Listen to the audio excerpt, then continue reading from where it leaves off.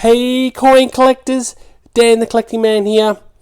Today I'm going to talk about the new release from the Royal Australian Mint, another interpretation of the St. George and the Dragon. So this looks to be a new series that the Royal Mint in the UK are going to be releasing, potentially one a year. I'm not exactly sure how often they're going to release it, but this is the first one of their picture of St. George and the Dragon. So I thought this is going to be pretty cool because it's obviously one of the most famous coin designs going around in the world, and to have a series like this is going to be pretty cool.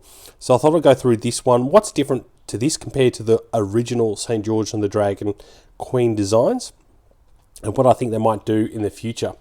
And I'll have a really good close look at this one as well. So first, this is obviously the 2024 St. George and the Dragon. Now, they come in 4 different sizes. So in the silver, you've got the ounce, which is what I've got here, and a kilo version.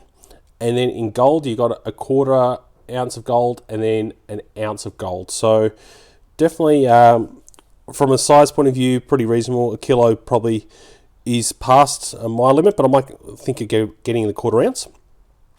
So from a design point of view, looking at this as an image, when you hold it flat like this with all the silver, I find it really hard to get a good quality view of it. You really have to hold it on the side like this to be able to really encapsulate the actual image itself. So you've got obviously the dragon down here. Now there's a few little key details to look out for on this one. You noticed he's holding a spear, not a sword. So the original one, you can see here, he's holding a sword. This one, he's holding a spear. Now, if you look at all the images on the internet, the original images of St. George and the Dragon, not the coins, but the images, he's holding a spear. So I think this is a little bit more to the original design in some regards. He's got a real like kind of knight armor on there as well, which is pretty cool. You can see the horse is obviously very scared of the dragon, and it looks like the horse's tail almost looks like it's coming out of the paws of the actual dragon itself. So, one thing I also noticed is the dragon only seems to have claws at the bottom. So it hasn't got any other arms or any other limbs. It's only got the ones almost like chicken legs, like, a bit of a T-Rex kind of thing right at the end towards its tail. And there's nothing else, no other limbs coming out here. But the actual head of the dragon looks really, really good. I really like the design on that one. So from an actual design point of view, and it's very clear 2024 at the bottom there, I think it's definitely a pretty unique interpretation of it. So we've also seen from the Royal Mint this year, this is the Benedetto Pistrucci's original version. So this is the original St. George and the Dragon coin that came out. This is obviously one of the high-end ones. As you can see, it looks really good. So this is the original design on a coin. As you can see, the dragon on these ones is very small, where this one, the dragon, is a lot bigger. So definitely from a size point of view, you can see the dragon looks a bit more prominent in this one, where the original design, and as you can see here, the dragons are definitely a lot smaller and less prominent. You can definitely see the St. George on his horse, and they're all facing the same way. So I thought that's pretty unique, and here's one of the gold ones from the Royal Mint. Again, you can see the difference there. This is the special coronation version of St. George and the Dragon, the ounce there. So I'd love to know in the chat below what you think of this version, and it sounds like this is going to be a series. So always getting the first of a series is always very important, because sometimes these can become quite collectible. Another thing you notice is almost like rays of sun come through on there. So for their security feature, you can see those lines, the way they line up, they become almost rays of light, which is really good. So obviously on the obverse, we've got King Charles. Nothing really spectacular. That's pretty what we're used to see. At the moment, doesn't look like there's any milk spots, which is good from the Royal Mint. That's something you always get worried about from that. So I ended up buying 2, so I thought I'd open the second one up as we go along. Then I'm going to go through the Perth mints, one that will be coming out soon as well. So this is the second one I got. It also looks in good condition, so we haven't got any milk spots on that one, so that's good. Yeah, that's just my fingers on it. So I thought I'd get a couple of these because I think they're definitely going to be quite unique to collect. I think definitely St. George and the Dragon is a very popular thing. So going through the Perth Mint version of the St. George and Dragon, as you can see, this is very, very different. So I've purchased 2 of these. They'll be coming soon, and I'll do a video on them once I receive them. So as you can see here, it's more of like a lizard type dragon that you've got here, but it's a lot more pronounced, a lot clearer to see. And you've got a naked soldier with a sword on there, and it's facing the other way around. So as you can see from the original, this one here is facing the other way around. So it's quite a unique way of doing it.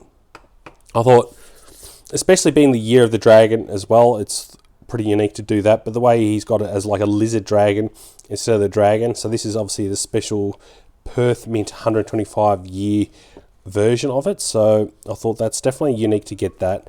And I like it because it's more in the yellow gold. So I'd love to know which one you think is the best. The more I look at this image, the more I'm starting to enjoy it. I think it's pretty good. So obviously it's good versus evil, and it's a good interpretation of that. So definitely looking forward to it. I'm getting the quarter ounce, or the quarter sovereign and the full sovereign out of the Perth Mint.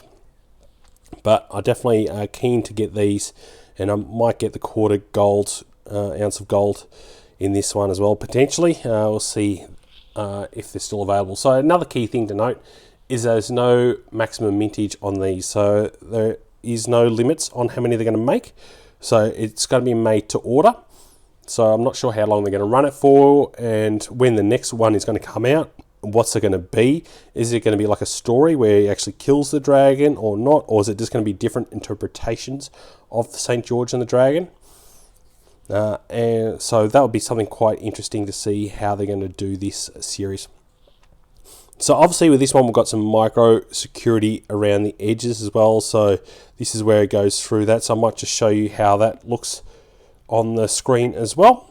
So I've got my little trusty magnifier here, and I'll just pop it under here and see if we can get a good image on that. So as you can see here, it goes through your 39 2024. This one says 1 ounce and fine silver, so it's very hard to turn it because it's so small. But yeah, that's what's all around the edges of that. So as you can see, and that just repeats itself as it goes around the whole edge, just there. So it's very hard to see with the naked eye, but then we can have a look at some of the detail on the actual coin itself. Let's see if we can get a good look at the actual dragon's head, if I can find it here. Just here, just having a look at the teeth and everything else. It does come up pretty good under this light. They've definitely put a lot of detail in this. It looks pretty unique. So yeah, that's the micro engraving they've got around the edge there, as you can see there. I'll just get that light out of the way so the camera can refocus.